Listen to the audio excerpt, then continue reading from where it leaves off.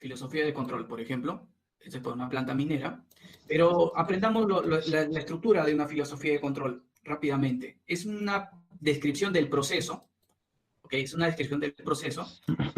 Lo más relevante que tiene que tener una filosofía de control, y lo que ustedes tienen que revisar cada vez que le digan, ¿sabes qué? Programa esto de acá, pero dame la filosofía, y tienen que revisar que tenga, uno, los modos de control, ¿ok? ¿Cómo va a trabajar esta máquina? Local, remoto. Hay máquinas que solo trabajan de manera local, por tema de seguridad, por ejemplo. Hay máquinas que trabajan de manera remota, pero hay varias formas de trabajarlo de manera remota, tal vez del mismo PLC, desde el HMI, etcétera. Entonces los modos de control son importantes. Si es una filosofía de control bastante bien hecha, te va a mostrar los típicos de control. Ya te dice cómo tienes que empaquetar la programación. Ya decir, ¿sabes qué? Para esta máquina o para este proceso vamos a utilizar hasta 5 tipos de motores. Y estos 5 tipos de motores van a tener el tipo M1, M2, etcétera, y va a tener ciertos niveles de voltaje, va a tener ciertas entradas, ciertas salidas.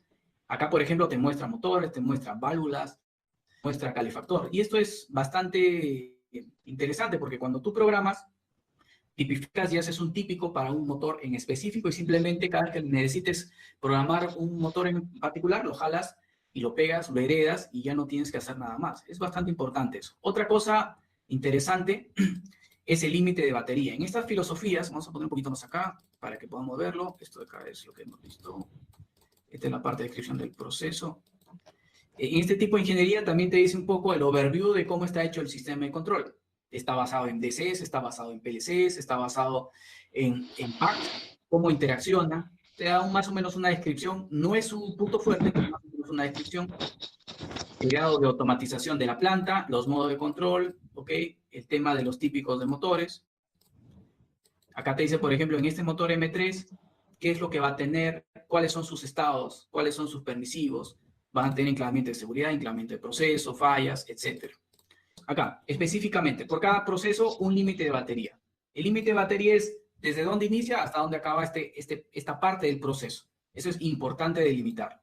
Luego te dice cuáles son los equipos principales o los instrumentos principales de este sistema o de este proceso.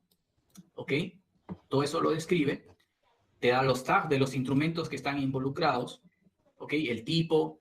A veces tiene más información que viene desde la IO-list.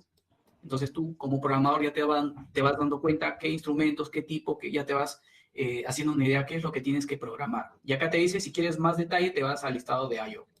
Y luego te dice cuál es la estrategia de control.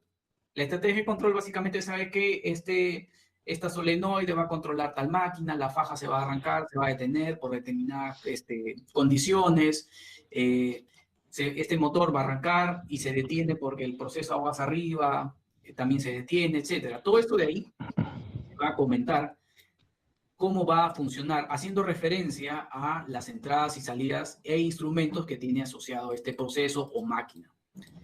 Esto de acá, incluso te da secuencias de operaciones, ¿cierto? En el caso haya una secuencia embebida, y así. Esto de acá les quería comentar que conversa obviamente con los diagramas lógicos, lo que habíamos visto un poquito antes, estos diagramas lógicos.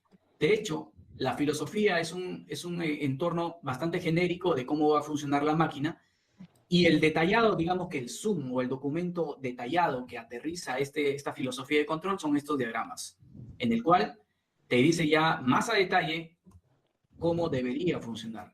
Y de hecho, cualquier programador de DCS, PLCs, etcétera, recibe estos diagramas más la filosofía de control, más el listado de entradas y salidas, y se pone a programar.